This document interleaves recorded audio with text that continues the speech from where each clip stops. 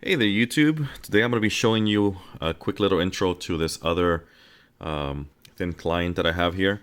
I bought a few of these a while back and I'm just now getting to them. This is a little thin client by HP, and what I'm going to do is I'm going to give you a little bit of overview of the external features of this. Then I'll tear it apart and show you the inside. Okay, so let's get started.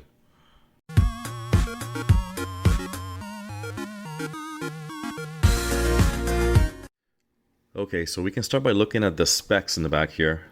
These thin clients generally have a little pull-out tab like this that tells you what it is. This is an HP t5540 originally with a 128 megabyte flash disk and 512 megabytes of RAM.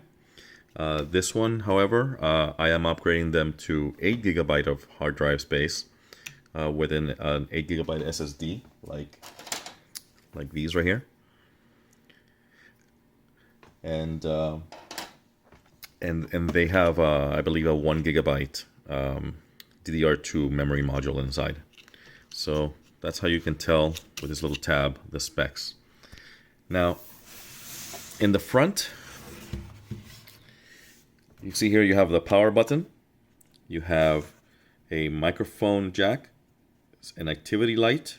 I believe this is an activity light for the hard drive. Headphone jack. I don't think these have audio in the back. No, there is no audio output, so to plug in speakers you would use this. There are two USB ports here. I believe these are USB 2.0 ports. And in the back, you see it would be like this. You have the 12 volt input, which, by the way, do not plug in anything higher than 12 volt because it will literally fry the inside. I know because I fried one of these.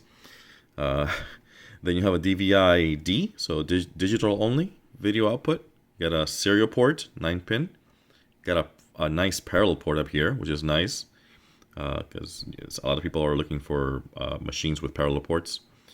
It's got a VGA output, PS2 mouse and keyboard, two USB 2.0 ports, and a gigabit Ethernet adapter. So yeah, it's a pretty full-featured machine. All that's lacking is any sort of like expansion slot. But if you're looking for something that can run Windows XP, this would be it. I've tried running Windows 98 on this, but getting the onboard video card to work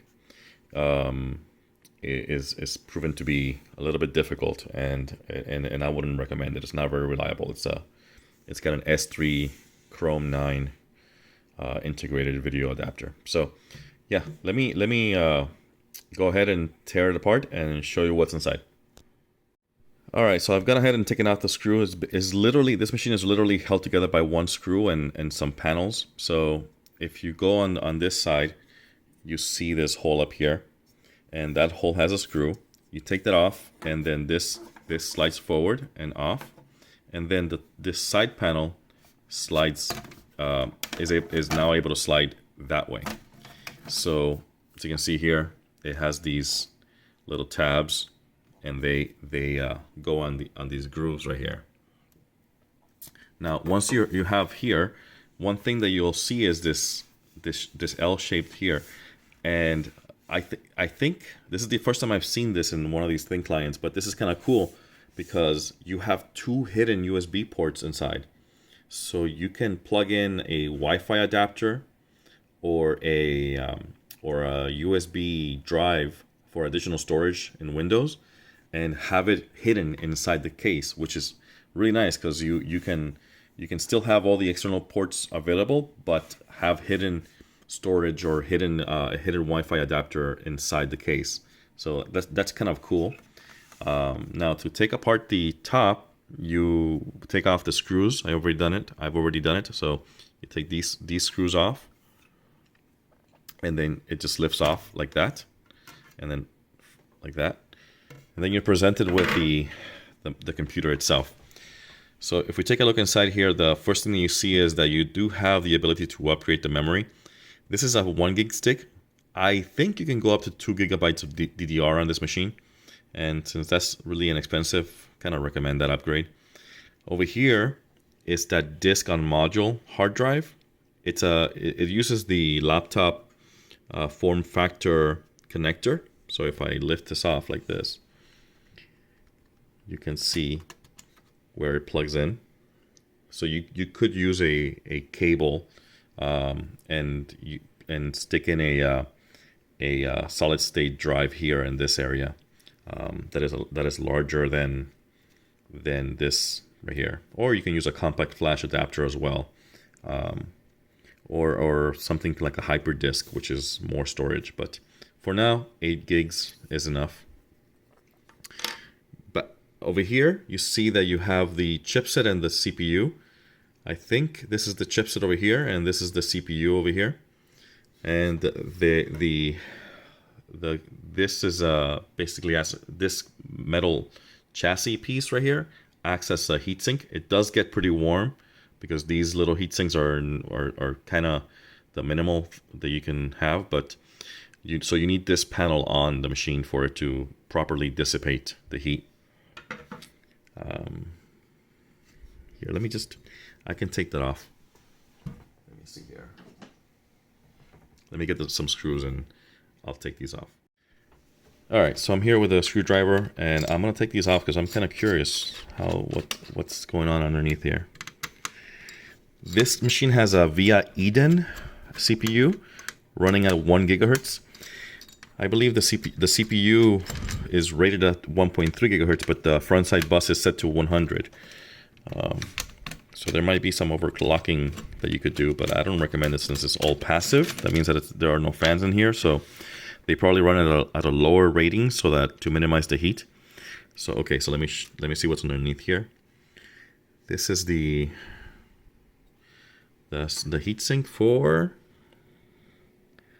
the CPU. It's a VIA Eden at 1 gigahertz CPU. So you can see there. So I was wrong. It's not 1.3. It's and it's for the 400 megahertz front side bus. So that means that this is the chipset, and this one comes off by just taking this off right here, taking this clip, and then you can see this chipset right here. And VX800 is the chipset right there. So this is a 2-chip system pretty much. The rest over here is power supply. So that's the power plug right there. And there's some power supply. There's also this VIA chip right there, 1632. I'm not sure what that is. Could be the audio.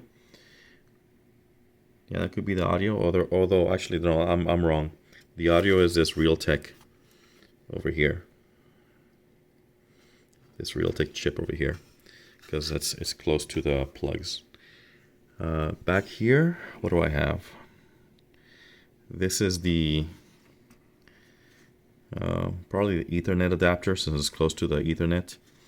And then you have this VT1211. I'll look up what that is and put it on the screen here. And what else? Probably that's probably some RAM or something to support this chip, and that's about it. Yeah, I'm pretty sure that this is I/O, or one of these is I/O, since it's in this area over here. Not sure what that is. And this would be where the video chip is in. So this chip is the video chip and also chipset. So this is like almost like a system on chip without the CPU. So the CPU is over here, and this is the rest. Yeah, and the motherboard is the PV800H Rainier motherboard. Cool. So yeah, this is I have it running Windows XP. So I'm not gonna show you that because it's Windows XP and we're all familiar with that. And to install the drivers, I used one of these driver packs that's like the Snappy, I think it's called. And it detected everything except the video. The video I did download the Windows XP drivers for the S3 Chrome9 IGP, and that works pretty well. And yeah, for a Windows XP machine that has a nice set of ports back here, if you have a machine that requires parallel ports or a serial connector, this is a nice machine for that purpose. It takes very little space and gives you the functionality you need. So yeah, if you like this kind of stuff, be sure to subscribe and hit the like button. Leave me a comment if you think I should do something with this machine to see if something works on it, if a piece of software works on it. If you want me to see a game or try a game or something with a 3D video card, I'll be happy to do it in a following video. But yeah, hope you like it. Let me know what you think, and till next time.